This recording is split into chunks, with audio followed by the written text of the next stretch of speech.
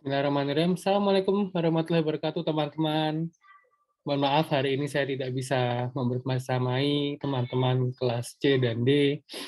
Namun, teman-teman, kita coba untuk saya memaparkan materi di hari pertama, pengantar. Kita pemanasan dulu untuk kelas psikologi komunikasi.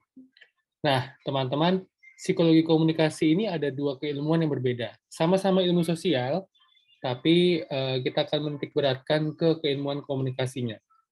Karena komunikasi adalah keilmuan yang dia bisa merangsak masuk ke disiplin-disiplin ilmu lainnya. Salah satunya psikologi. Makanya lahir mata kuliah psikologi komunikasi. Nah, salah satu bapak ilmuwan komunikasi adalah Harold de Lasswell. Dia memaparkan Lasswell model, yaitu sebuah teori proses komunikasi di mana who says what, in which channel, to whom, with what effect. Di sana ada 5 unsur komunikasi yang melatar belakangi teori ini. Ini harusnya sudah kalian dapatkan ketika di pengantar ilmu komunikasi, di mana Lasswell memaparkan 5 unsur komunikasi dari sender, message, medium, receiver, feedback.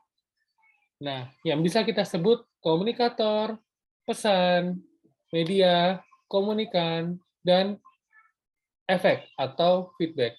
Oleh karenanya, Lasswell ini menjadi fondasi yang sangat penting untuk kita melangkah ke pertemuan-pertemuan selanjutnya. Saya harap teori ini sudah berada di luar kepala. Nah, oleh karenanya, teman-teman, dalam sebuah keilmuan, ada satu pepatah mengatakan we can not communicate. Jadi, komunikasi itu tidak bisa tidak kita lakukan. Semua perilaku kita adalah komunikasi. Nah, makanya komunikasi ini akan menjadi kegiatan yang biasa-biasa saja jika kita tidak menyadari efektivitasnya.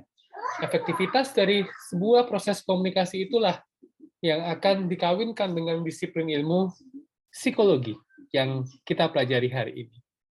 Oleh karenanya, psikologi komunikasi itu apa?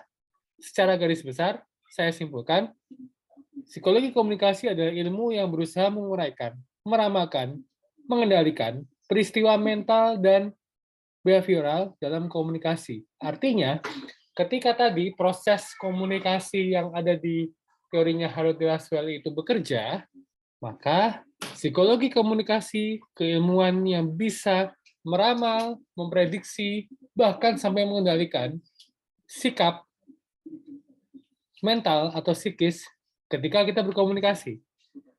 Luar biasa ya. Jadi kegiatan komunikasi kita tidak biasa-biasa saja, karena ada upaya-upaya untuk kita meramalkan, menguraikan, mengendalikan lawan bicara kita dalam hal ini. Nah, menarik kan? Oleh karenanya, dalam keilmuan lingkup psikologi komunikasi, teman-teman harus kembali mengenal unsur-unsur komunikasi pada tataran komunikasi itu sendiri. Nah, unsur-unsurnya tadi ya, kita mulai dari komunikan, komunikator, media, pesan, channel, dan umpan balik. Namun, jangan lupa bahwa komunikasi itu ada tingkatannya. Dari komunikasi intrapribadi, antar pribadi, kelompok, publik, organisasi, dan massa.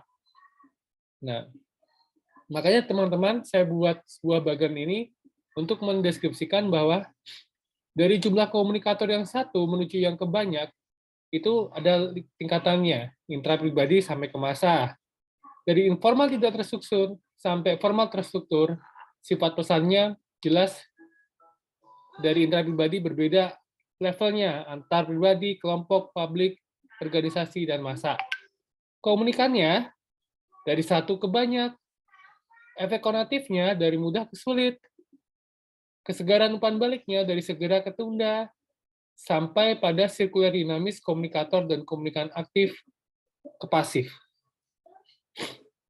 Yang menariknya adalah, kenapa kok di komunikasi intrapribadi itu sirkular, jadi proses dinamikanya itu benar-benar berjalan, dan dinamis antara komunikator dan komunikan dianggap aktif.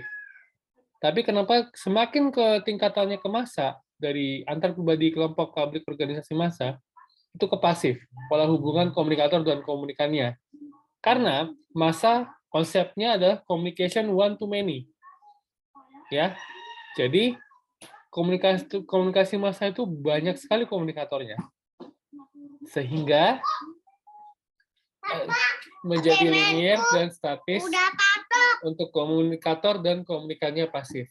Gitu. Berbeda dengan komunikasi intrapribadi yang dia justru aktif. Oleh karenanya, teman-teman, ruang lingkup psikologi komunikasi itu mempelajari dari sistem komunikasi interpersonal, intrapersonal, kelompok, sampai ke massa.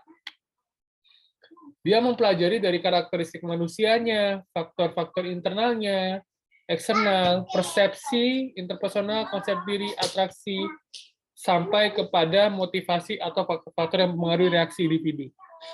Secara garis besar, bisa saya simpulkan bahwa ketika kita mempelajari psikologi komunikasi, hendaknya kita memahami diri sendiri dan orang lain terlebih dahulu.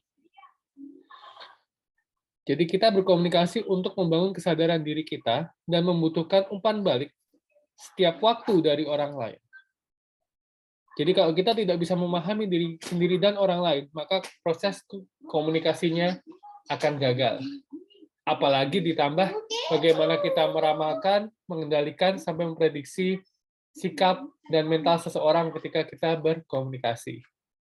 Nah, lalu ada kemapanan di sana untuk hubungan yang lebih bermakna. Jadi ketika kita mempelajari psikologi komunikasi, kita juga mempertimbangkan kebutuhan dan keinginan orang lain untuk hubungan ini menjadi meaning atau bermakna. Maka ada faktor-faktor di dalamnya seperti inklusi, ya, untuk mengadakan kontak sosial dengan orang lain, kebutuhan untuk mengkontrol, atau bahwa kita itu mampu bertanggung jawab sampai kita dipercaya oleh orang lain, itu adalah kebutuhan untuk mengontrol dalam proses psikologi komunikasi, sampai afeksi. Ya, kebutuhan kita untuk menyatakan dan menerima cinta atau kasih sayang. Nah, terakhir, psikologi komunikasi itu juga bisa mengubah sikap dan perilaku. Mau itu interaksinya antar pribadi, kelompok, komunikasi publik, setiap individu memiliki kesempatan untuk mempengaruhi orang lain. Nah, dan dalam diri manusia, seseorang yang reguler, sopan, bisa menjadi alter ego. Ya, dia bisa jadi seorang bad guy atau pelaku kriminal dan sebagainya.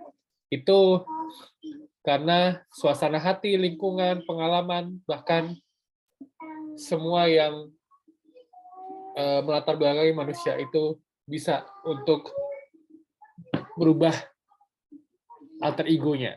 Gitu. Jadi, teman-teman, kembali ke slide yang ini, psikologi komunikasi itu adalah keunikan keilmuan komunikasi dan psikologi yang dalam prosesnya dia bisa merangsak masuk sampai ke psikisnya kita.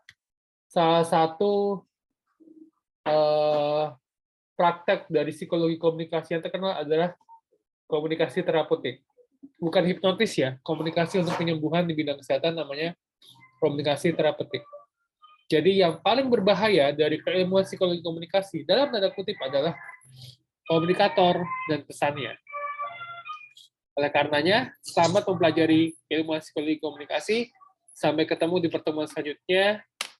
Kita akan mengeksplor lagi tentang apa itu psikologi komunikasi. Mohon maaf, sekali lagi saya tidak bisa bersama kalian hari ini. Sehat selalu buat kalian, sukses. Sampai jumpa di pertemuan selanjutnya. Thank you.